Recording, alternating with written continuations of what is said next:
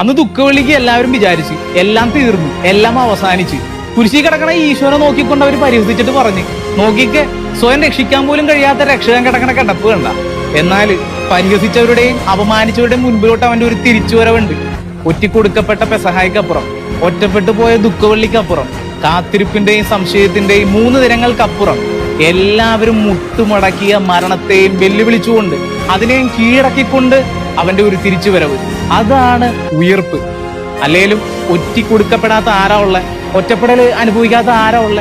എല്ലാം തീർന്നു, എല്ലാം അവസാനിച്ച് എന്ന സിറ്റുവേഷൻസിലൂടെ നിങ്ങളും കടന്നുപോയിട്ടില്ലേ? കടന്നു പോകുന്നില്ലേ? പക്ഷെ വിഷമിക്കരുത് കേട്ടാ. കാരണം ഇപ്പൊ നിങ്ങൾ കടന്നു പോണത് നിങ്ങളുടെ പെസഹയാണ്. നിങ്ങളിപ്പോ കടന്നു പോണത് നിങ്ങളുടെ ദുഃഖവെള്ളിയാണ്. അതിനപ്പുറം ഒരു ഉയർപ്പുണ്ട്. അതുകൊണ്ട് ഹാപ്പി ആയിട്ടിരിക്കും. Happy Easter.